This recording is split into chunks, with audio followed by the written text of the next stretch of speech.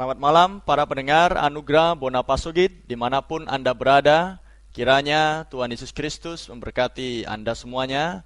Dan saya mengucapkan salam di dalam nama Tuhan kita Yesus Kristus. Brother Itok Rumbayan kembali mengudara pada malam hari ini untuk berbagi akan firman Tuhan, firman di akhir zaman, makanan rohani pada zaman ini. Dan kiranya saudara-saudari semakin diberkati dari penyampaian yang sudah kami sampaikan selama beberapa minggu.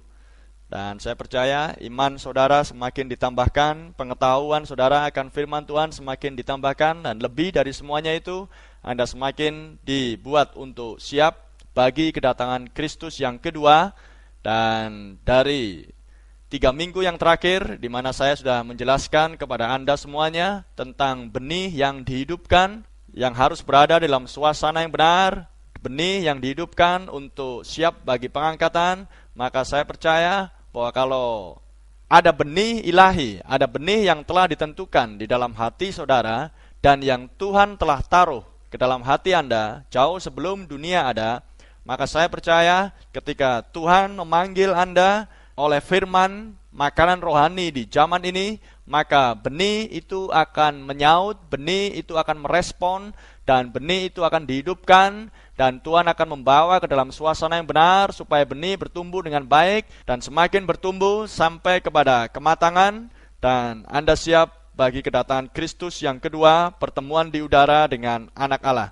Sebelumnya mari kita tundukkan kepala dan hati kita untuk kita mau berbicara kepada Dia yang adalah penulis firman Tuhan ini. Bapa di surga, kiranya Tuhan Engkau memberkati kembali akan penyampaian firman pada malam hari ini. Kiranya Engkau memberkati usaha-usaha hamba-Mu ini Tuhan untuk menyampaikan pesan akhir zaman ini Tuhan. Dan kiranya domba-domba-Mu dimanapun mereka berada akan mendengarkan suara-Mu. Bukan mendengar suara hamba Tuhan, tapi mendengar suara-Mu yang sedang memanggil di akhir zaman ini Tuhan, lewat pesan pemulihan di akhir zaman, makan rohani di zaman ini, untuk memanggil akan benih-benih pilihan-Mu dan untuk mempersiapkan mereka bagi kedatangan-Mu yang kedua nanti. Tuhan berkati penyampaian firman-Mu pada malam hari ini, kami serahkan dalam pimpinan Roh Kudus-Mu, di dalam nama Tuhan Yesus kami mohonkan berdoa. Haleluya, amin. Baik, sebelum kita lanjutkan pada malam ini, karena saya rindu malam ini kita akan menyampaikan topik kita yang saya berikan judul Mengenali Zamanmu dan pesannya, dan akan kita bagi di dalam 2 sesi. Sesi yang pertama malam ini, sesi yang kedua untuk minggu yang ke depan. Dan sebelum kita masuk pada topik itu, saya akan tambahkan sedikit tentang tema kita yang sudah kita bahas dalam 3 minggu terakhir, yaitu benih yang dihidupkan. Maka saudara akan bisa melihat di sana bahwa seperti Paulus yang sebelumnya bernama Saulus, dia memiliki benih yang telah ditentukan oleh Tuhan jauh sebelum dunia ada, yang Tuhan telah taruh ke dalam hatinya, dan Tuhan telah mengenal dia sebelum dunia ada. Maka ketika terang firman itu datang di zamannya, makanan rohani itu datang pada waktunya, di zamannya, ketika sedang dia dalam perjalanan menuju ke Damaskus, Damsyik, maka terang itu datang dan menghidupkan akan benih yang ada di dalam hatinya, dan dia mengenal akan terang itu, dan dia mengenal bahwa itu bukan lain adalah Tuhan Yesus Kristus sendiri. Dan maka terang itu, haleluya, membuat benih itu hidup. Amin. Dan Paulus merespon akan pesan firman pada zamannya, dan dia bertumbuh dan dia semakin matang. Dia diajar langsung oleh Roh Kudus di dalam kuasa kebangkitan yang menghidupkan, dan dia dipersiapkan sebagai rasul besar bagi bangsa di luar Yahudi. Maka prinsip dan proses yang sama akan terjadi bagi anak-anak Allah di sepanjang zaman. Maka prinsip yang sama pun tetap berlaku di zaman sekarang, karena Kristus tetap sama kemarin, hari ini, dan selama-lamanya. Dan kalau saudara melihat di dalam pelayanan Tuhan Yesus Kristus, maka saudara bisa mengetahui di sana bahwa salah satu pelayanan dia adalah bahwa dia dituntun oleh Roh Allah, dan dia dibawa untuk melintasi akan daerah Samaria, dan dia melintas di sebuah sumur yang dikenal sebagai sumur Yakub. Maka di sana dia bertemu dengan seorang perempuan yang statusnya gelap, yang secara lahiriah luarnya gelap, dan orang-orang pun tidak mau bergaul dengan dia karena dialah seorang pelacur. Tetapi Yesus Kristus, firman pada zaman itu, terang di zamannya, melihat bahwa di dalam hati perempuan ini, dibalik daripada status lahiriahnya yang gelap, maka dia melihat ada Raja Wali kecil yang sedang berada di dalam kegelapan. Dia melihat hal itu karena dia melihat dan mengenali benih pilihan yang sudah ada bersama-sama dengan dirinya jauh sebelum dunia ada. Maka ketika Yesus datang dan bercakap-cakap dengan perempuan Samaria ini, maka perempuan ini pun mengenal bahwa Yesus adalah Mesias. Benih di dalam perempuan Samaria ini, pelacur ini, mengenal bahwa Yesus adalah Mesias, Kristus pada zaman itu. Amin. Tapi apa yang terjadi dengan para imam yang lain? Maka saudara melihat para imam yang sudah dari sejak awal memiliki secara lahiriahnya putih, secara lahiriahnya memiliki moral yang baik, memiliki etika yang baik, dikenal baik oleh masyarakat. Namun ketika Yesus datang, justru mereka berkata bahwa Yesus adalah Beelzebul, Yesus kerasukan setan, dan lain sebagainya. Itu menunjukkan, itu membuktikan bahwa tidak ada benih yang ditentukan, tidak ada perwakilan di dalam hati para imam, para pemimpin-pemimpin orang-orang Yahudi itu. Tidak ada Raja Wali kecil di dalam hati daripada para imam itu, sehingga mereka gagal untuk mengenal bahwa Yesus adalah Mesias mereka. Tapi sebaliknya, perempuan yang secara lahiriahnya gelap, tidak ada yang baik pada dirinya, tapi di dalam hatinya ada benih yang telah ditentukan, dan terang itu datang hanya kepada benih yang telah ditentukan. Karena terang datang untuk memisahkan, terang datang untuk menghidupkan, terang datang untuk memberikan pertumbuhan, terang datang untuk mematangkan benih tersebut. Haleluya. Terang datang untuk menyatukan benih itu dengan Tuhan, firman itu sendiri. Amen. Itulah sebabnya saudara, maka saya berharap bahwa saudara pun akan memiliki pengalaman yang sama seperti yang dialami oleh perempuan yang ada di sumur Yakub itu. Karena setelah dia mengenal Yesus, setelah dia mengenal firman di zamannya, setelah dia merespon firman di zamannya, maka dia tidak lagi mengingat-ingat akan masa lalu dia. Dia tidak lagi malu akan masa lalu dia, karena dia bertobat, dia dilahirkan kembali, dan dia bersaksi akan pesan firman Yesus Kristus pada zaman tersebut. Dan banyak orang mendengar perkataan dia, yang sebelumnya orang-orang tidak mau bergaul dan tidak mau mendengarkan suara dia. Haleluya. Begitulah seorang anak Allah yang sudah dihidupkan oleh firman di zamannya. Saya berharap saudara pun mengalami akan pengalaman yang sama ini. Amin. Karena setiap individu, setiap orang yang memiliki benih yang telah ditentukan di dalam hatinya jauh sebelum dunia ada, yang sudah dikenal oleh Allah sebelum dunia ada, maka mereka akan merespon, domba-dombaku mendengarkan suaraku, dan aku mengenal mereka, dan mereka mengenal aku. Haleluya. Yohanes 10 ayat yang ke-27. Baik, kalau malam ini kita akan berbicara tentang mengenali zamanmu dan pesannya, maka saya berharap saudara pun juga bisa memahami akan tema ini, karena kita akan lanjutkan terus sampai kita akan mendapatkan akan pengertian yang semakin baik dan sempurna tentang Yesus Kristus, Tuhan Allah yang kita sembah dan kita muliakan. Malam ini kita berbicara mengenali zamanmu dan pesannya. Oke, baik, kita akan baca sekarang di Matius pasal yang ke-24 dari ayat yang pertama sampai yang ketiga.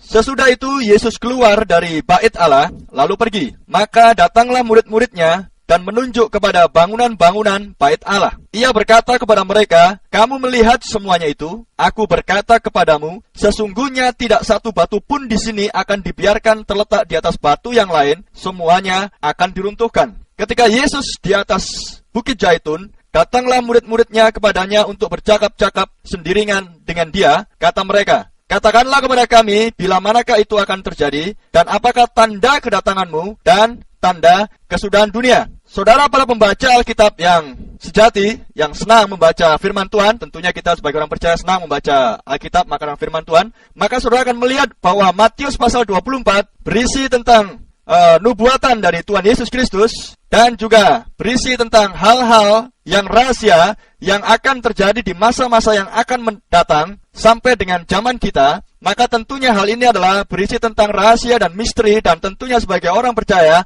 maka kita wajib dan harus mengetahui apa isinya, karena itulah yang diinginkan Tuhan, sehingga ketika kita mengetahui rahasia, misteri yang terkandung di dalam Alkitab ini, maka kita akan dibuat teguh, dibuat kuat, dibuat kerohanian kita pun sehat. Sebelumnya saya akan singgung sedikit tentang pelajaran kita yang minggu lalu. Maka kita hubungkan dengan Matius 24. Di sini terkandung banyak misteri dan rahasia. Maka Yesus katakan juga di dalam Matius 13 ayat 11. Matius 13 ayat 11 dikatakan, jawab Yesus, kepadamu diberi karunia untuk mengetahui rahasia kerajaan surga, tetapi kepada mereka tidak. Saudara, saya himbau kepada saudara untuk membaca ayat-ayat yang sebelumnya. Maka di situ adalah berbicara tentang Yesus memberikan perumpamaan demi perumpamaan kepada orang banyak. Tetapi setelah orang banyak meninggalkan dia, maka arti perumpamaan hanya diberikan kepada murid-muridnya saja. Itulah sebabnya Yesus katakan, kepadamu diberi karunia untuk mengetahui rahasia kerajaan surga, tetapi kepada mereka tidak. Saudara harus ingat betul bahwa prinsip Tuhan, rahasia hanya diberikan kepada murid-muridnya saja. Rahasia diberikan hanya kepada orang-orang percaya, hanya kepada benih yang telah ditentukan di zamannya, untuk mereka mengetahui rahasia dan misteri apa yang terkandung di dalam Alkitab ini dari Kejadian sampai Wahyu. Itu sebabnya Yesus mengucap syukur kepada Bapanya yang di surga di Matius 11 ayat 25.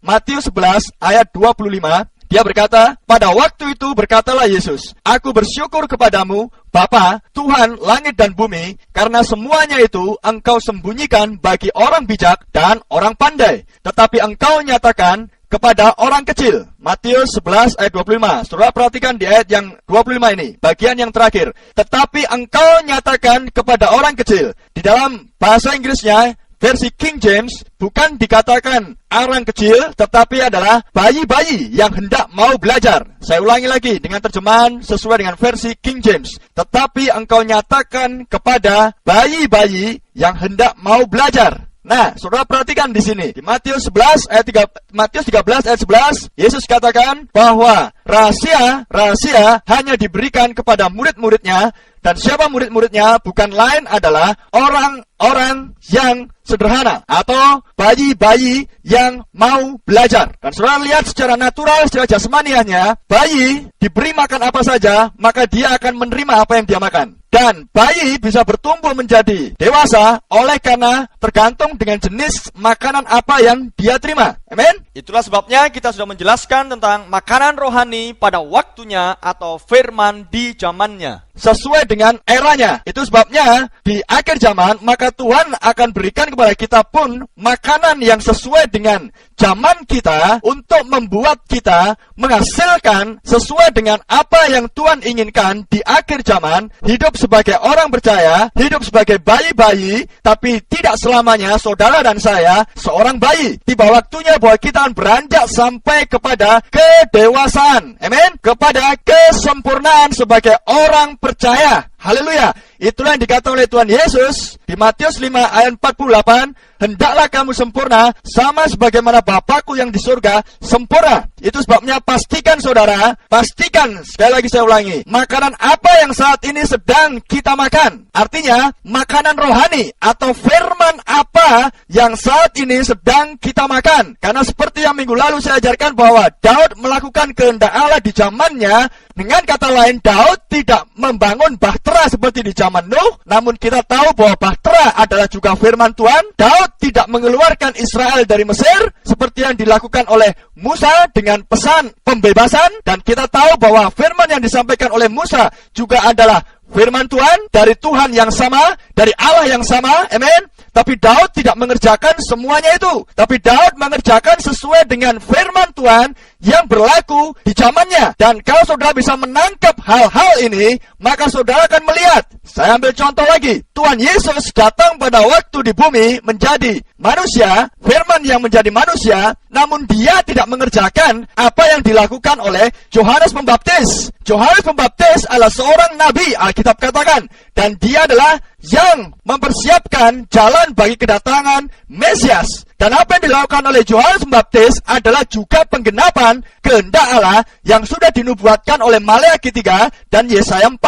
Dan apa yang dilakukan oleh Yohanes Pembaptis adalah juga firman Tuhan. Amin. Tetapi Tuhan Yesus pada waktu ada dimanifestasikan menjadi manusia, dia tidak mengerjakan firman yang sudah dilakukan oleh Yohanes, tapi dia mengerjakan sebagaimana yang sudah dinubuatkan para nabi, sesuai dengan yang tertulis yang harus dikerjakan oleh Mesias kalau dia ada di bumi. Nah, saya ulangi sekali lagi, Yesus tidak mengerjakan kehendak Allah atau firman yang sudah dikerjakan dan digenapkan di zamannya Yohanes Pembaptis. Itu sebabnya Yesus sendiri pada waktu ada di dalam tubuh manusia, dia mengatakan di Yohanes 8 ayat 56, Abraham bapamu bersukacita bahwa ia akan melihat hariku, dan ia telah melihatnya dan ia bersukacita. Saudara perhatikan, Yesus menunjuk pada dirinya sendiri sebagai firman yang menjadi manusia, dan bahwa ia harus menggenapkan apa yang sudah dinubuatkan oleh para nabi tentang dirinya, dan harus genap pada hari di mana dia ada di bumi. Dan tidak ada seorang pun, tidak ada nabi manapun yang bisa menggenapkan apa yang sudah dinubuatkan tentang kedatangan Mesias selain hanya Yesus sendiri di dalam tubuh manusia. Saya ambil contoh satu ayat lagi. Coba saya ajak pendengar yang setia untuk membuka di Lukas 4 ayat yang ke-21, langsung mulai. Ayat 21. Lalu ia memulai mengajar mereka, katanya, pada hari ini genaplah nas ini sewaktu kamu mendengarnya. Haleluya. Saudara bisa lihat di sini bahwa Yesus menggenapkan ayat-ayat firman tertentu yang sangat khusus yang kita sebut dengan makanan rohani di zamannya, karena pengkhotbah katakan semua yang ada di bawah kolong langit ini ada waktunya, ada masanya, dan masanya dan waktunya ditentukan sendiri oleh Tuhan. Amin. Itu sebabnya Nuh mengerjakan bahtera, Musa tidak mengerjakan bahtera, tapi mengeluarkan Israel dari Mesir. Yohanes Pembaptis tidak mengerjakan apa yang dilakukan oleh Nuh dan Musa. Daud tidak mengerjakan apa yang dilakukan oleh para nabi yang lain. Demikian juga dengan Tuhan Yesus. Maka di setiap zaman Tuhan memberikan makanan sesuai dengan tepat pada waktunya atau tepat pada zamannya, karena Tuhan memiliki anak-anaknya yang sudah dia pilih sebelum dunia ada di setiap zaman. Sehingga ketika Tuhan mengirimkan makanan-makanan di setiap zamannya, maka anak-anaknya itu akan mendengarkan suara dan akan memakan makanan rohani yang tepat pada waktunya. Karena di Yohanes 10 ayat 27, Yesus sendiri berkata, dombaku mendengarkan suaraku dan orang asing tidak mau diikuti. Amin. Jadi pola yang sama, saudara, hal yang sama akan terus berlaku di setiap zaman. Dan itu sebabnya malam ini kita akan belajar, dan yang akan saya berikan judul mengenali zamanmu dan pesannya. Baik, sekarang mari kita kembali ke ayat firman kita yang permulaan, yaitu di Matius 24. Saudara perhatikan baik-baik bahwa dikatakan di situ di ayat pertama, Yesus keluar dari bait Allah, kemudian dia naik ke atas gunung atau bukit yang disebut dengan Bukit Zaitun, bersama dengan murid-muridnya saja, tidak bersama dengan orang-orang yang lain. Dia dan murid-muridnya saja. Dan di ayat 3, kalau saudara adalah seorang pembaca Alkitab yang baik, maka saudara akan melihat di situ hal yang sangat khusus. Ada 3 buah pertanyaan yang diajukan oleh murid-murid kepada Yesus. Yesus adalah firman yang menjadi daging. Perhatikan saudara, ketika pertanyaan ini sangat penting sekali, bukan hanya bagi murid-murid, tapi bagi saudara dan saya yang hidup di akhir zaman. Saudara perhatikan, ketika pertanyaan itu adalah, ketika Yesus duduk di atas Bukit Zaitun, datanglah murid-muridnya kepadanya untuk bercakap-cakap sendirian dengan dia. Kata mereka, katakanlah kepada kami, bila manakah itu akan terjadi? Yang pertama. Kapan itu akan terjadi? Yang pertama. Dan apakah tanda kedatanganmu? Pertanyaan kedua. Apakah tanda kedatanganmu? Dan tanda kesudahan dunia. Pertanyaan yang ketiga. Tanda kesudahan dunia. Saudara, ketiga pertanyaan ini berhubungan erat tentang keselamatan. Nah, saudara dan saya sebagai orang percaya, sebagai orang Kristen, seharusnya memiliki sikap yang demikian, saudara. Oke, saya ambil contoh kepada saudara dan saya. Kita terlalu banyak dibebani, kita terlalu banyak dipikirkan, kita terlalu banyak mengeluh dan merenungkan tentang masalah-masalah, tantangan yang kita hadapi saat ini, tentang uang, tentang perekonomian, tentang anak, tentang orang tua, tentang keluarga, tentang gereja, tentang pelayanan, semua masalah-masalah itu seringkali hinggap di dalam hati dan memenuhi pikiran kita, sehingga kita lupa hal yang pokok tentang keselamatan jiwa kita. Saudara, malam ini dan untuk malam berikutnya, saudara dan saya harus pastikan benar-benar bahwa apa yang saya sampaikan oleh kasih karunia Roh Kudus bukan melulu untuk menyelesaikan masalah-masalah pergumulan sehari-hari, tapi menyangkut akan hubungan kita dengan Kristus yang adalah firman. Pastikan keselamatan jiwa kita yang hidup di akhir zaman. Dan kalau saudara pastikan dan memperoleh tentang kelahiran baru, tentang baptisan Roh Kudus, dan saudara memiliki pengetahuan yang cukup tentang rahasia-rahasia firman Tuhan yang dibukakan dan dinyatakan di akhir zaman, maka saya jamin saudara akan kuat, saudara akan teguh. Karena panggilan dan pilihanmu pun teguh, karena saudara memakan makanan rohani yang di zaman ini.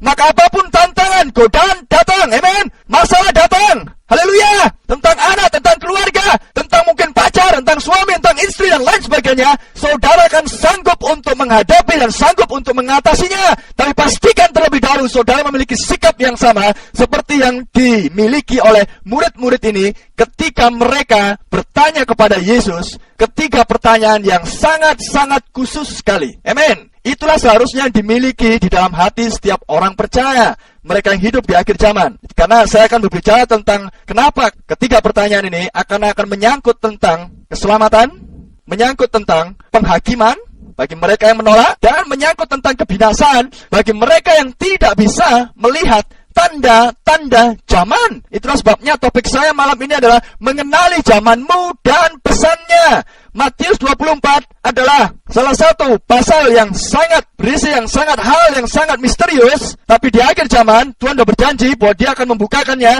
Dan itu hanya dibukakan bagi orang-orang yang mau rendah hati, orang-orang yang sederhana, orang-orang yang tidak butuh intelektual yang tinggi. Saya tidak menolak atau menyangkal tentang sekolah, tidak. Karena Yesus sendiri katakan, engkau sembunyikan itu Bapa kepada orang-orang bijaksana dan orang-orang pandai, amin. Tetapi yang diberikan kepada orang-orang yang sederhana, bayi-bayi yang mau belajar. Jadi untuk mengenal firman Tuhan, tidak ada hubungannya dengan intelektualitas, tidak ada hubungannya dengan pendidikan, amin. Tetapi ada hubungannya dengan kerendahan hati. Dan benih yang telah ditentukan bagi zamannya. Itu sebabnya saudara harus tangkap hal ini, dan saudara harus mendapatkan pewahyuan yang jelas. Saudara harus bertanya pada firman. Dan kita akan bahas sedikit tentang Matius 24. Ketika pertanyaan tersebut, maka di ayat yang 4 dan yang berikutnya adalah hal-hal yang harus terjadi setelah Yesus mengucapkan kata-kata tersebut. Ingat saudara, perhatikan baik-baik. Dan bila manakah itu akan terjadi? Apa yang dimaksud? Saudara bisa baca di ayat yang kedua, Matius 24. Kamu melihat semuanya itu, aku berkata kepadamu, sesungguhnya tidak satu batu pun di sini akan dibiarkan terletak di atas batu yang lain. Semuanya akan diruntuhkan. Saudara harus ingat apa yang dinubuatkan oleh Tuhan Yesus menjelang kematian Dia, bahwa dalam 3 hari bait suci itu akan rubuh, dan dalam 3 hari maka Dia akan membangunnya kembali. Tapi orang-orang Yahudi dan para imam memprotesnya. Nenek moyang kami saja membangun selama 40 tahun. Bagaimana mungkin kamu akan membangunnya dalam 3 hari? Saudara perhatikan. Tapi Yesus katakan bait suci yang dibangga-banggakan oleh orang Yahudi ini, tiba waktunya bait suci ini akan runtuh. Oh, saudara, itu adalah suatu pernyataan yang sangat besar yang dilakukan oleh Tuhan kita Yesus Kristus pada waktu di muka bumi. Bangunan yang sangat dipercayai dan dipegang kuat oleh orang Yahudi, bahwa Tuhannya ada di sana. Tapi Yesus katakan bangunan itu akan runtuh, dan tidak ada batu satupun tertumpuk di atas batu yang lain. Itulah sebabnya murid-murid bertanya, kapan itu akan terjadi? Nah, sebelum saya akan tunjukkan pada saudara, sebelum saya sebutkan kapan itu terjadi, maka kita harus melihat dulu latar belakang akan tema kita, mengenali zamanmu dan pesannya. Dan kita akan lihat dulu dari aspek Israel, kenapa mereka sampai bisa tercerai-berai, terserak ke seluruh bumi, apa yang menjadi alasannya. Maka kita harus mengetahui hal tersebut. Karena apa yang terjadi pada Israel juga ada hubungannya dengan kita sebagai orang percaya. Karena saya yakin bahwa Israel, apapun yang terjadi dengan Israel, Israel adalah jamnya Tuhan. Amin. Kalau saudara ingin mengetahui sekarang tanggal berapa, saudara harus melihat kalender saudara. Tapi kalau saudara ingin mengetahui zaman apa ini,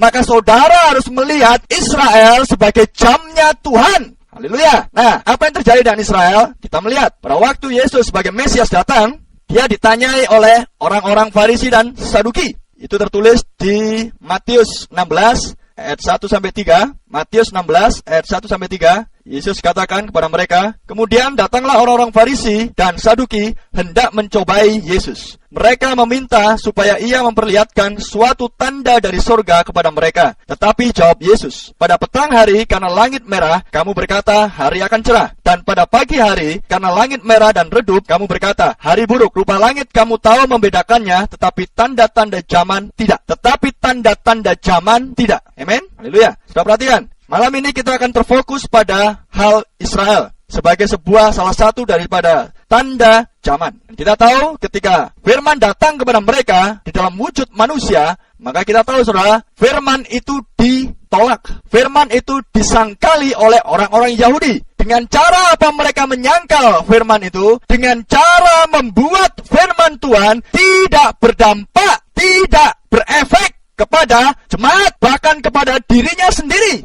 Karena tradisi dan adat istiadat mereka lah yang mereka pegang dengan kuat. Sehingga firman apapun yang sudah disampaikan dari Kejadian sampai Maleakhi tidak menjadi dampak bagi mereka sendiri, bahkan bagi seluruh orang-orang Yahudi. Amin. Karena mereka tidak mengenal tanda-tanda zaman. Padahal di zaman itu adalah masanya ketika Mesias harus tampil. Amin. Mesias harus tampil untuk menggenapkan semua nubuatan para nabi. Tetapi ketika Mesias tampil di hadapan orang-orang Yahudi, maka orang-orang Yahudi menyebut dia sebagai Beelzebul, kerasukan setan, dan lain sebagainya. Maka dengan demikian, mereka tidak mengenal bahwa Yesus adalah penggenapan semua yang ditulis oleh para nabi. Dan ketika mereka datang kepada Yesus, mereka meminta tanda, tapi Yesus katakan, rupa langit kamu tahu membedakannya, tetapi tanda-tanda zaman tidak.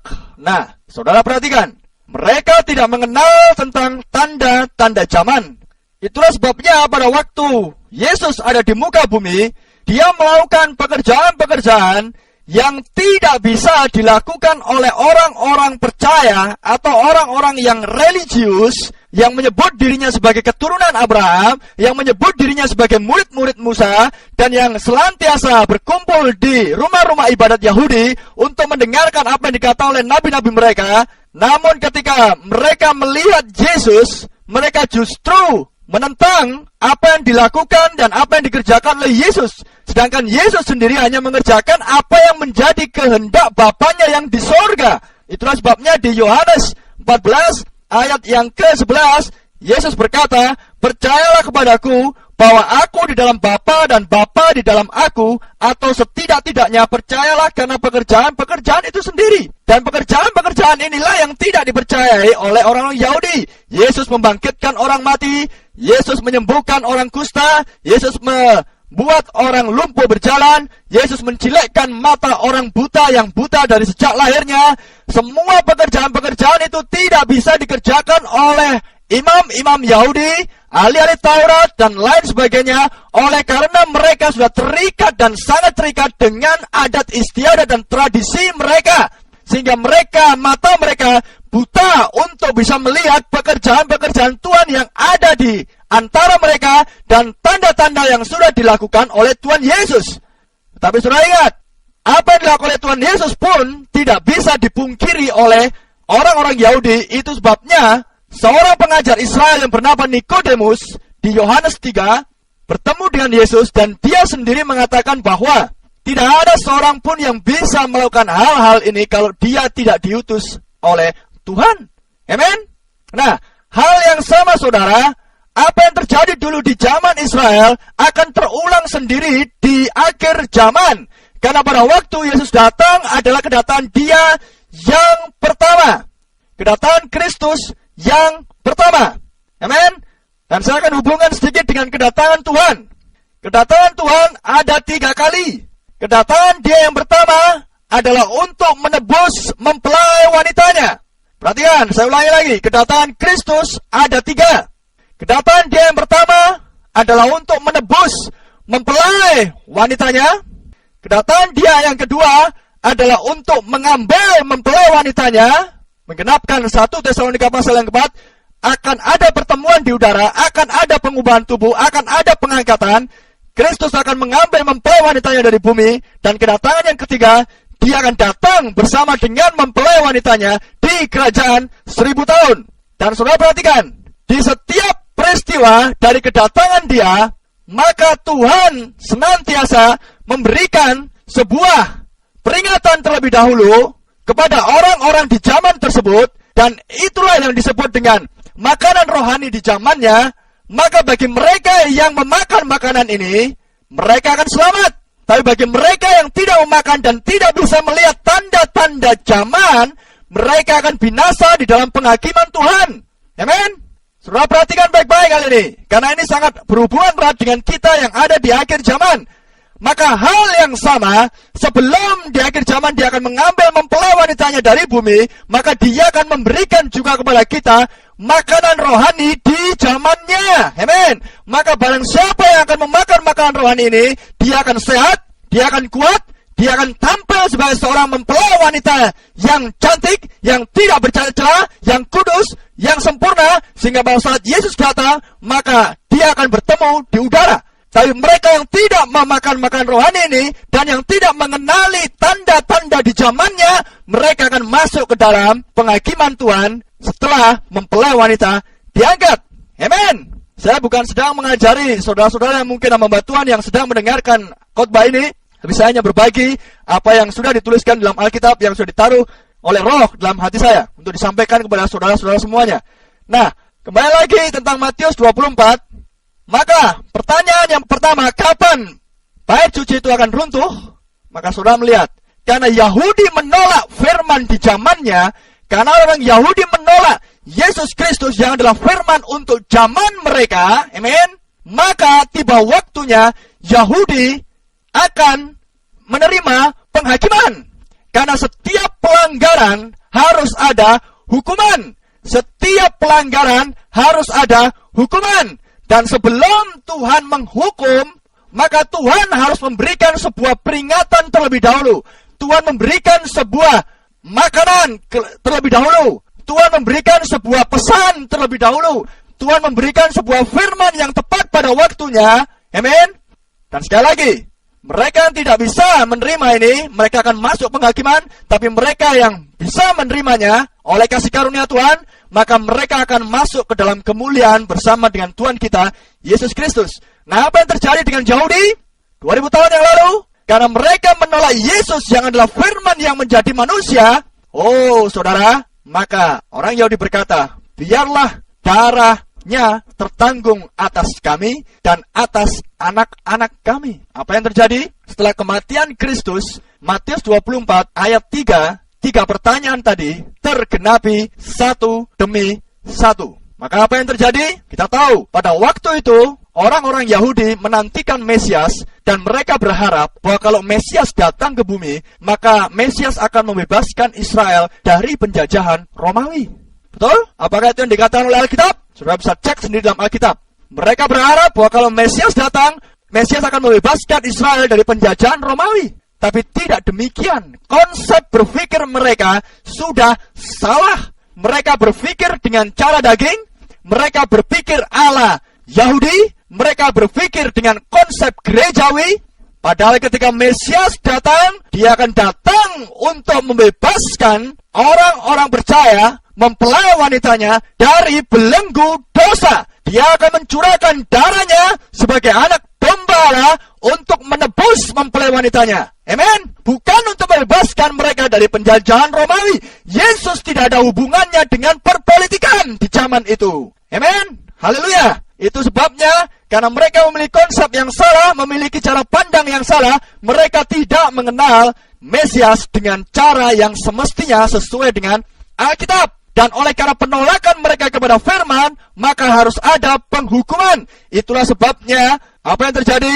Kekaisaran Romawi mengirimkan seorang jenderal yang bernama Titus pada tahun 70, sekitar 40 tahun setelah kematian Kristus di Kalvari.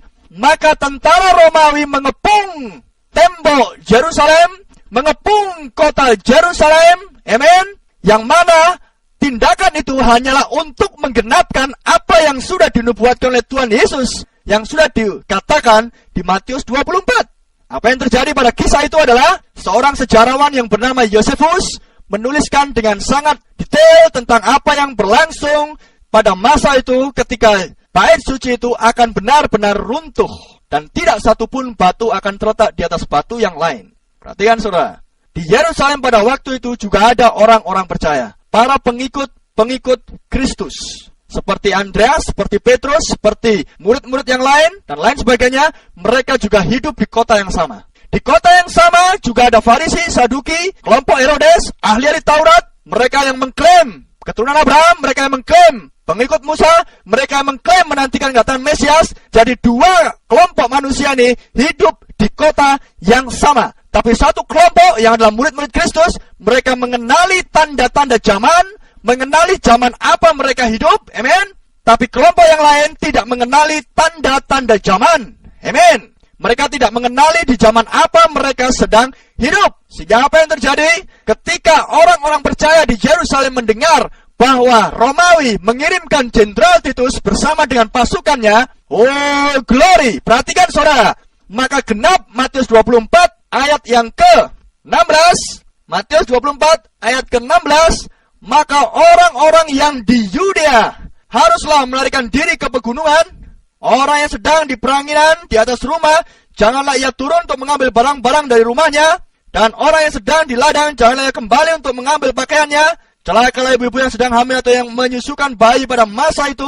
Berdoalah supaya waktu kamu melarikan diri itu jangan jatuh pada musim dingin, dan jangan pada hari Sabat. Sebab pada masa itu akan terjadi siksaan yang dahsyat seperti yang belum pernah terjadi sejak awal dunia sampai sekarang, dan yang tidak akan terjadi lagi. Perhatikan saudara, orang-orang percaya, murid-murid Yesus yang sudah mendengar khotbah Yesus di Bukit Zaitun tentang tanda-tanda zaman, tentang bagaimana bait suci akan runtuh, ketika mereka mendengar Jenderal Titus sedang menuju ke Yerusalem bersama dengan pasukan Romawi, maka mereka diingatkan oleh Roh Kudus. Amin. Karena ingat saudara, ini adalah peristiwa sesudah Roh Kudus turun di atas rumah, loteng rumah tepatnya. Amin. Dan memenuhi murid-murid, sehingga murid-murid sekarang mereka memiliki roh di dalam hidup mereka. Dan roh tugasnya adalah mengingatkan semua yang sudah dipercakapkan, diucapkan oleh Yesus. Amin. Dan ketika mereka mendengar informasi ini, Titus mau datang, maka mereka langsung pergi meninggalkan Yerusalem. Dan saudara ingat, sejarah mengatakan bahwa orang-orang percaya ini juga mengingatkan akan saudara-saudaranya yang lain, ahli-ahli Farisi, ahli-ahli Taurat, para Saduki, dan orang-orang Yahudi yang lain, supaya mereka pun meninggalkan kota Yerusalem. Tapi apa yang dikatakan oleh mereka? Oh, mana mungkin Jenderal Titus dan Romawi akan menghancurkan Yerusalem? Mana mungkin mereka akan menghancurkan dan membinasakan kami? Tidak mungkin, karena Allah kami ada di bait suci. Mereka terlalu membanggakan diri tentang bangunan yang pernah dibuat oleh Zerubabel, oleh Salomo. Dan mereka percaya bahwa Tuhan ada di sana. Tapi mereka lupa, amen, Tuhan tidak lagi berada di bait suci. Karena Tuhan sudah menjadi daging manusia dan sudah ada di antara mereka, dan yang sudah disalibkan oleh mereka. Dan oleh karena penyaliban mereka, oleh karena penolakan mereka akan firman Tuhan, maka tiba waktunya penghakiman terjadi atas mereka. Penghukuman terjadi atas mereka yang menolak firman Tuhan. Amen. Itu sebabnya Roh Kudus sudah ada dalam diri orang percaya, dan murid-murid pergi naik ke atas gunung. Amen. Seperti yang tadi sudah saya baca di ayat 16 sampai ayat 21. Dan apa yang terjadi? Ketika murid-murid sudah berada di atas gunung, mereka menantikan penggenapan nubuatan Yesus sedang digenapi. Amin. Dan apa yang terjadi? Jenderal Titus dan pasukannya mengepung Yerusalem sampai kemudian tidak ada satu orang pun yang bisa masuk ke kota itu ataupun keluar dari kota itu. Singkat cerita, karena kita tidak punya waktu banyak untuk menjelaskan segala sesuatunya, maka apa yang terjadi? Terjadi kelaparan hebat di kota itu, dan setelah orang-orang Yahudi menjadi tidak berdaya sama sekali, maka Titus dan pasukannya masuk ke dalam kota Yerusalem, dan saudara lihat, orang-orang Yahudi dibunuh semuanya. Itulah akibat penolakan kepada firman Tuhan. Mereka dibunuh dan sejarah mengatakan darah mengalir sampai ke pintu gerbang kota Yerusalem. Amin. Saudara perhatikan, saudara lihat, kenapa saya membawakan tentang Matius 24? Itu ada hubungannya dengan kita yang hidup di akhir zaman. Nah, ketika Yerusalem hancur, ketika bait suci itu sudah benar-benar rubuh untuk menggenapkan apa yang dinubuatkan oleh Yesus, maka mereka baru sadar. Terlambat, saudara. Seharusnya mereka sudah sadar pada waktu mereka mendengar bahwa Titus dan pasukannya sedang menuju ke Yerusalem. Tapi hanya orang yang memiliki Roh Kudus yang akan sadar tentang tanda-tanda di zaman di mana dia hidup. Amin. Karena Roh Kudus tidak menginginkan umat pilihannya mengalami kebinasaan. Haleluya. Hanya mereka yang memiliki benih yang telah ditentukan yang akan tahu. Itu sebabnya, saudara, apa yang terjadi setelah bait suci itu rubuh? Maka Matius 24 ayat yang ke-15 pun dengan sendirinya akan dan sudah genap tepat pada waktunya. Apa yang dikatakan di Matius 24 ayat 15? Jadi, apabila kamu melihat pembinasa keji. Perhatikan, saudara, di Alkitab kita disebutkan tentang pembinasa keji. Tapi di versi King James, bahasa Inggris, disebutkan dengan kekejian. Saya ulangi. Jadi apabila kamu melihat kekejian berdiri di tempat kudus, amin, Yerusalem, menurut firman yang disampaikan oleh Nabi Daniel, para pembaca hendaklah memperhatikannya. Apa yang terjadi, saudara? Sekitar tahun 600-an, maka berdirilah sebuah tempat penyembahan yang dimiliki oleh orang-orang muslim yang disebut dengan Masjid Omar. Berdiri persis tepat di atas pondasi bait suci di kota Yerusalem. Maka Matius 24 ayat 15 tidak perlu saudara dan saya tafsirkan, sudah digenapi, sudah lama sekali. Masihkah saudara dan saya menunggu? Hai orang Kristen, hai orang percaya, tidakkah saudara mengenali tanda zaman di zamanmu, di zaman sekarang saudara hidup? Amin. Mari kita menuju ke Matius 24 ayat ke-32. Matius 24 ayat 32. Tariklah pelajaran dari perumpamaan tentang pohon ara. Apabila ranting-rantingnya melembut dan mulai bertunas, kamu tahu bahwa musim panas sudah dekat. Demikian juga, jika kamu melihat semuanya ini, ketahuilah bahwa waktunya sudah dekat, sudah di ambang pintu. Aku berkata kepadamu, perhatikan, sesungguhnya angkatan ini tidak akan berlalu sebelum semuanya ini terjadi. Saya ulangi lagi. Aku berkata kepadamu, sesungguhnya angkatan ini, generasi ini, amin, generasi angkatan di mana kita sedang hidup, tidak akan berlalu sebelum semuanya ini terjadi. Amin. Ayat 35, langit dan bumi akan berlalu, tetapi perkataanku tidak akan berlalu. Tetapi tentang hari dan saat itu tidak seorang pun yang tahu, malaikat-malaikat di surga tidak, dan anak pun tidak, hanya Bapa sendiri. Saudara perhatian, kenapa saya membawa saudara ke Matius 24 ayat 32? Tariklah pelajaran dari perumpamaan tentang pohon ara. Apakah pohon ara? Para teolog yang sejati pasti akan setuju dengan saya. Sejarawan pun akan setuju dengan saya. Karena semuanya membuktikan hal yang sama. Pohon ara adalah sebuah simbol. Simbol dari kebangsaan Israel. Sama seperti kita, bangsa Indonesia, memiliki simbol kebangsaan yang bukan lain adalah burung Garuda. Simbol kebangsaan dari bangsa Amerika Serikat adalah burung Raja Wali dan lain sebagainya. Maka pohon ara adalah simbol dari kebangsaan atau negara Israel. Nah, apa yang dimaksudkan oleh Tuhan Yesus di sini? Tariklah pelajaran dari perumpamaan tentang pohon ara. Atau dalam versi King James, bahasa Inggris disebutkan, pelajarilah tentang perumpamaan pohon ara. Jadi saudara dan saya diminta oleh Tuhan Yesus untuk mempelajari dengan seksama. Karena ini ada hubungannya dengan saudara dan saya sebagai orang percaya yang hidup di akhir zaman. Yang menantikan, sekali lagi, yang menantikan kedatangan Kristus yang kedua. Itulah sebabnya saudara, khotbah-khotbah yang sudah saya sampaikan dari minggu yang lalu sampai dengan sekarang, saya tidak menekankan khotbah-khotbah hanya sekedar menyelesaikan masalah, menyelesaikan tantangan, menyelesaikan pergumulan. Tidak, saudara. Yang kami sampaikan di sini adalah berbicara tentang zaman di mana saudara dan saya hidup, dan kenapa kita hidup di zaman ini, dan apa yang harus kita lakukan sebagai orang-orang percaya yang menantikan kedatangan Kristus yang kedua. Karena kalau kita melihat dan mendapatkan dan mendengar dan memakan makanan rohani, firman yang tepat pada waktunya, sekali lagi saya katakan, saudara dan saya akan sanggup menghadapi semua tantangan dan problema dan masalah apapun bentuknya dalam kehidupan kita sehari-hari. Amin. Karena yang bekerja, yang berperang bukan lagi saya dan saudara, tetapi adalah Roh Kudus sendiri. Pastikan saudara, menerima makanan rohani di zamannya ada hubungannya dengan menerima Roh Kudus di zamannya. Amin. Dengan menerima Roh Kudus di zamannya, maka saudara akan menjadi milik Kristus di akhir zaman. Oh, haleluya. Sudah perhatikan. Kembali lagi tentang pohon ara yang adalah simbol dari bangsa Israel. Dikatakan oleh Tuhan Yesus di ayat 32, apabila ranting-rantingnya melembut dan mulai bertunas, kamu tahu bahwa musim panas sudah dekat. Kalau saudara berbicara tentang tunas, mulai bertunas, maka berbicara tentang sebuah kelahiran dari biji atau benih yang saudara dan saya tanam ke dalam tanah. Maka hal yang pertama keluar dari biji yang baru saja ditanam adalah tunas.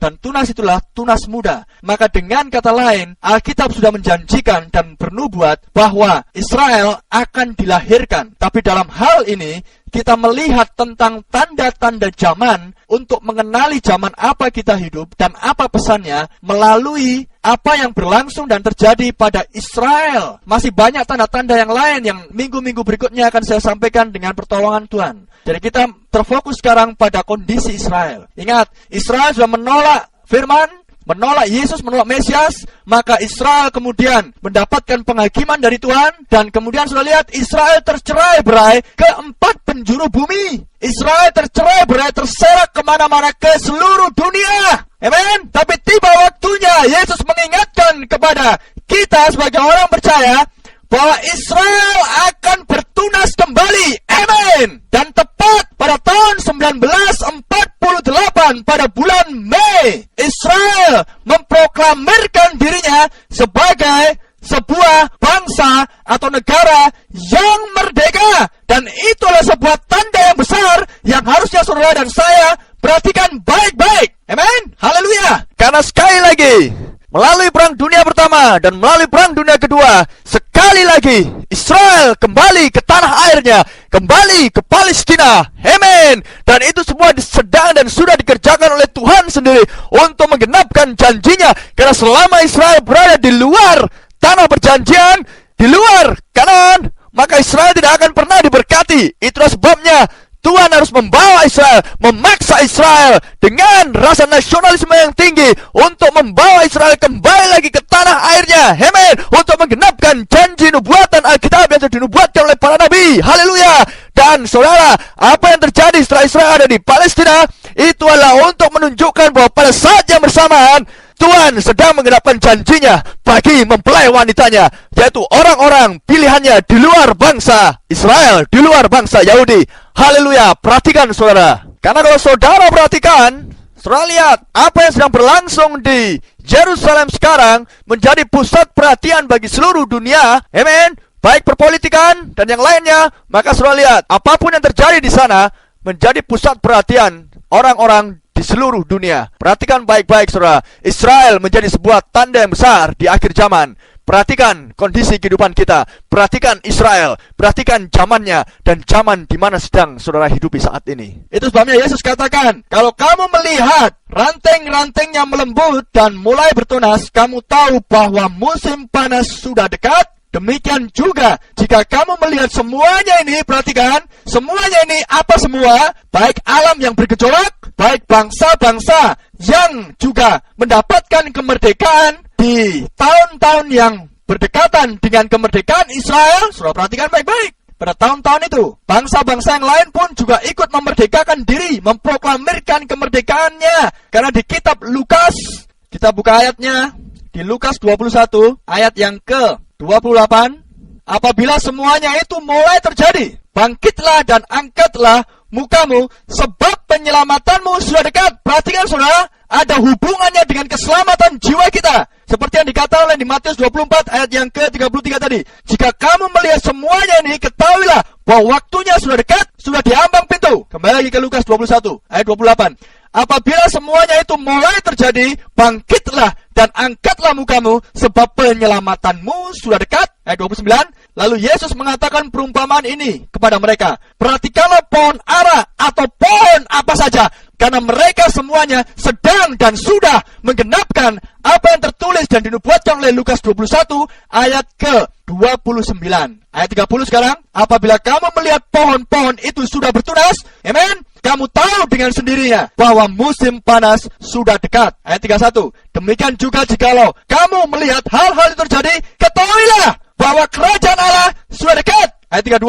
Aku berkata kepadamu, sesungguhnya angkatan ini tidak akan berlalu sebelum semuanya terjadi. Saudara dan saya, angkatan tersebut, langit dan bumi akan berlalu, tetapi perkataanku tidak akan berlalu. Kembali lagi ke Matius 24 ayat 34. Aku berkata kepadamu, sesungguhnya angkatan ini tidak akan berlalu sebelum semuanya ini terjadi. Amen. Haleluya. Saya senang, saudara. Dan saya berharap bahwa saudara bukan orang-orang bagian dari mereka seperti yang dulu terjadi di Yahudi di Yerusalem pada waktu Yesus datang menggenapkan nubuatan-nubuatan para nabi dan mereka mencari tanda. Tetapi Yesus katakan, rupa langit kamu tahu membedakannya, tetapi tanda-tanda zaman tidak. Saudara, pastikan saudara dan saya melihat tanda-tanda zaman. Karena saudara dan saya harus mengenali zaman apa kita hidup dan apa pesannya, apa makanan rohani, apa firman Tuhan yang untuk kita di zaman kita hidup sekarang. Untuk menantikan kedatangan Kristus yang kedua. Saya ulangi ayat 34. Matius 24 ayat 34. Aku berkata kepadamu, sesungguhnya angkatan ini tidak akan berlalu sebelum semuanya ini terjadi. Amin. Saudara dan saya adalah bagian dari orang-orang yang hidup di generasi angkatan ini yang melihat bagaimana sekarang bendera Israel berkibar di Yerusalem. Amin. Di tanah Palestina. Kita yang sekarang melihat bagaimana Israel sekarang menjadi sebuah bangsa, negara yang merdeka, memiliki angkatan perang sendiri yang kuat, mata uangnya sendiri dan lain sebagainya. Saudara, saya mau berikan statement yang jelas kepada saudara. Saya bukan pro-Israel. Saya tidak ada hubungannya dengan politik-politik Israel. Saya hanya menunjukkan kepada saudara dan saya hanya berbagi kepada saudara tentang tanda-tanda di zamannya. Dan Israel adalah salah satu tanda yang besar yang harus saudara dan saya perhatikan. Amen. Haleluya. Karena di Lukas 21 tadi ayat 28 sudah jelas. Kalau kamu melihat semuanya ini terjadi, angkatlah wajahmu, penyelamatanmu sudah dekat. Perhatikan saudara, kedatangan Yesus Kristus yang pertama adalah untuk menebus mempelai wanitanya dengan darahnya sendiri. Tapi kedatangan Kristus yang kedua, dia bukan datang untuk menebus mempelai, tapi dia akan datang untuk mengambil orang-orang mempelai wanita yang telah ditebus. Amen. Dua zaman yang berbeda, dua peristiwa yang berbeda, dan tentunya Tuhan akan berikan kepada saudara dan saya makanan yang sesuai dengan zamannya. Haleluya. Itu sebabnya malam ini saya berbagi pada saudara tentang apa yang menjadi kondisi Israel, walaupun sangat singkat, masih panjang sebenarnya, tapi waktu kita sangat terbatas. Tapi yang jelas saudara, kembali lagi seperti saya katakan, saya tidak mau menekankan apa yang menjadi pengajaran kita melulu tentang hal-hal permasalahan hidup saudara dan saya. Kita semua punya masalah, kita semua punya tantangan, kita semua punya problem, amen. Tetapi kalau saudara dan saya mengenali tanda dan zamannya, dan kalau kita mengenali dan kita tidak buta, maka kita akan memakan makan rohani di zamannya, amen. Maka saudara akan dibuat kuat. Sekali lagi saya katakan, saudara akan dibuat kuat, saudara akan dibuat teguh, saudara akan melayani Tuhan dengan hal yang pasti, dan saudara tahu apa yang sudah dan saudara dan sedang dan akan saudara kerjakan di dalam kehidupan kita sehari-hari. Karena kita hidup di zaman sekarang yang sangat-sangat menipu. Saudara perhatikan baik-baik. Kita hidup di zaman yang sangat religius, sama seperti di zamannya Yahudi. Orang-orang sangat religius, sangat rohania. Mereka semua menantikan Mesias. Tidakkah sama dengan kita di zaman ini? Amen. Kita menantikan kedatangan Mesias, kita menantikan kedatangan Kristus yang kedua. Sangat rohania, sangat religius. Bahkan sekarang zamannya saudara mencari hal-hal yang rohani tentang Yesus, tentang Alkitab. Saudara bisa dapatkan di mana-mana dengan gampang, dengan mudah. Saudara bisa pergi ke toko-toko buku rohani Kristen, saudara bisa buka internet, saudara bisa buka radio seperti sekarang, saudara bisa buka televisi dan lain sebagainya, hanya untuk menunjukkan bahwa kondisi yang sama seperti di zaman Yahudi akan terulang kembali dengan sendirinya. Tapi ada perbedaan saudara, mereka lah Yahudi, yang menolak firman. Tapi saudara dan saya adalah bangsa di luar Yahudi. Pastikan saudara bahwa kita adalah orang-orang yang menerima firman Tuhan yang tepat pada zamannya. Haleluya. Dan kalau kita masuk pada zamannya dan kita masuk mengenali firman-Nya di zamannya, maka kita akan dibuat sempurna oleh adanya. Karena yang bisa menyempurnakan saya dan saudara adalah firman Tuhan sendiri.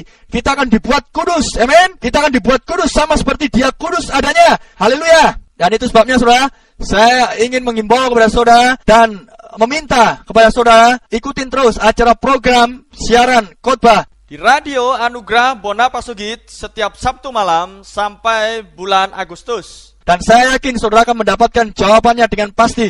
Maka problema dan masalah saudara, gak perlu saudara bertanya-tanya pun, saudara akan sanggup mengatasinya. Karena roh yang sama akan mengerjakan pekerjaan yang sama. Haleluya. Amin. Itu sebabnya saudara, karena saya sangat yakin dan percaya saudara, bahwa Roh Kudus di zaman ini sedang mengerjakan atau sedang memberikan sebuah pesan yang sangat khusus kepada kita di zaman ini. Amin. Dan kalau saudara masih ingat khotbah saya yang minggu lalu tentang makanan rohani di zamannya, maka sebenarnya makanan apa yang Tuhan berikan di zaman ini? Yang bukan lain adalah mana yang tersembunyi. Amin. Alkitab katakan mana yang tersembunyi. Lalu apakah mana yang tersembunyi? Mana yang tersembunyi? Tersembunyi berarti yang dulunya disembunyikan, tapi yang sekarang dibukakan, dan hanya Kristus yang sanggup membuka. Maka saya percaya dan yakin bahwa di akhir zaman Tuhan sedang membukakan kepada kita, kepada orang-orang percayanya, amin, rahasia-rahasia besar yang terkandung, yang tertulis dari Kejadian sampai Wahyu. Maka itulah makanan rohani saudara dan saya. Pastikan kita memakannya. Dan saat ini saya memberikan statement kepada saudara supaya tidak salah dimengerti bahwa saya adalah salah seorang, saya hanya salah satu dari rekan-rekan, sahabat-sahabat saya, para hamba-hamba Tuhan yang dipakai oleh Tuhan di seluruh dunia, bukan hanya di Indonesia, yang juga memberitakan pesan yang sama, pesan firman, makanan rohani yang tepat pada waktunya, untuk mengingatkan kita, untuk kita mempersiapkan diri sebaik-baiknya bagi kedatangan Kristus yang kedua ini, saudara. Amin. Itu sebabnya pada malam ini juga suara kebenaran firman Tuhan, pesan di zamannya sedang dikumandangkan kepada saudara untuk membuat mempelai wanitanya sempurna dan tidak bercacat-celah, dan yang mengenakan jubah putih yang adalah jubah kebenaran. Amin. Haleluya. Dan saudara perhatikan, mempelai wanita diambil dari semua suku, bahasa, dan bangsa, dan kaum yang ada di seluruh dunia. Haleluya. Itu sebabnya pesan firman, makanan rohani di zamannya untuk kita yang hidup di akhir zaman bukan diberitakan di tempat yang terpencil, tapi yang diberitakan di seluruh dunia. Amin. Karena Paulus katakan di Kisah Rasul, berita tentang anak manusia, berita tentang Yesus Kristus bukan diberitakan di tempat terpencil sehingga tidak ada orang yang mendengar, saudara, tapi ini diberitakan di seluruh dunia. Haleluya. Dan sekali lagi, saya hanyalah salah seorang dari rekan-rekan para pengkhotbah yang setia, para pengkhotbah yang diurapi Tuhan untuk memberitakan pesan di zaman ini, makanan rohani yang tepat pada waktunya, di mana Roh saat ini sedang memberikan sebuah pengajaran yang melampaui ide-ide manusia, di mana pengajaran ini, amin, adalah untuk memberikan instruksi, perintah, tuntunan kepada mempelai bagaimana dia harus bersikap di dalam kehidupan sehari-hari. Amin. Haleluya. Jadi pengajaran ini sangat penting sekali saudara di akhir zaman. Karena sebuah pengajaran adalah untuk memposisikan seseorang sesuai dengan tempatnya. Itulah sebabnya, saudara, saya singgung sedikit, yang saya akan ulangi lagi minggu depan. Di zaman sekarang, orang sudah tidak tahu lagi tempatnya. Suami tidak tahu lagi tempatnya sebagai seorang suami. Istri tidak tahu lagi tempatnya sebagai istri. Anak tidak tahu lagi tempatnya sebagai anak. Jemaat tidak tahu lagi tempatnya sebagai jemaat. Pengkhotbah tidak tahu lagi tempatnya sebagai pengkhotbah, dan lain sebagainya. Sehingga dunia saat ini menjadi kacau balau. Amen. Kalau kerohanian kita rusak, maka akan mempengaruhi seluruh kehidupan kita, saudara. Itu sebabnya kita butuh sebuah pengajaran untuk membawa kita kembali kepada tempatnya masing-masing. Dan itu adalah pengajaran untuk mempersiapkan mempelai wanita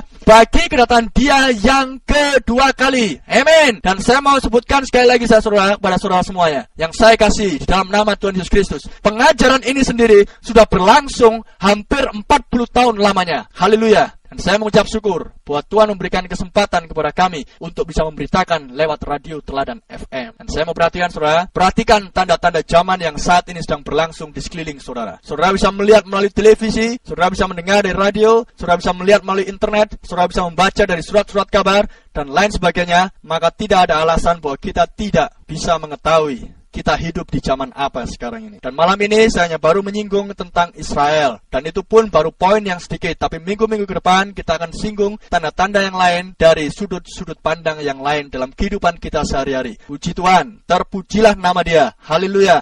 Saya berharap bahwa apa yang saya sampaikan pada malam ini benar-benar memberkati saudara-saudari semuanya. Haleluya. Puji Tuhan. Sebelum kita tutup di dalam doa, maka saya ulangi sekali lagi, bagi saudara, saudari, rekan-rekan para pengkhotbah yang setia, yang dikasihi oleh Tuhan Yesus Kristus, dengan segala kerendahan hati, saya hanyalah saudara dan sahabatmu yang ingin berbagi tentang kebenaran firman Tuhan di zaman ini. Amin. Haleluya. Saya bisa melayani, saya bisa berkhotbah hanya oleh karena kasih karunia Tuhan, bukan karena kehebatan saya, tapi oleh karena Roh Kudus yang bekerja di dalam diri saya dan di dalam diri saudara-saudariku yang terkasih semuanya. Haleluya. Dan kalau saudara ingin menghubungi kami, saya ulangi lagi nomor HP kami, 0813 97 18 33 17, atau nomor HP yang lain 0812 60 22 8993. Mari kita tundukkan kepala kita. Bapa di surga, kami sudah mendengarkan firman-Mu Tuhan Yesus. Maka Tuhan, hamba berdoa dan berharap Tuhan, maka kiranya mereka yang mendengarkan pada malam ini, yaitu pesan firman-Mu yang sudah dikumandangkan, mengenali pesan dan zamannya Tuhan, maka kiranya firman-Mu ini akan mendarat ke dalam setiap hati mereka yang mendengar dimanapun mereka berada, dan kiranya firman-Mu menemukan domba-Mu dimanapun mereka berada Tuhan. Hamba berdoa kiranya Engkau memberkati akan setiap pendengar dimanapun mereka berada, sampai kami diperjumpakan di pertemuan yang berikutnya, dan firman-Mu dan Roh-Mu yang akan terus mengajar kami Tuhan, dan kami mau merendahkan hati. Tuhan, kalau ada yang sakit, kiranya oleh bilur-bilur-Mu mereka disembuhkan. Kalau ada yang kekurangan, membutuhkan, maka Engkau Tuhan kiranya yang akan menggenapi dan memenuhkan mereka. Dan apapun jadi pergumulan mereka, maka kiranya Engkau menghiburkan mereka Tuhan. Kami ucap syukur, kami mohonkan semuanya di dalam nama Tuhan Yesus Kristus yang mulia. Amin. Brother Ito Krumbayan di sini, selamat malam.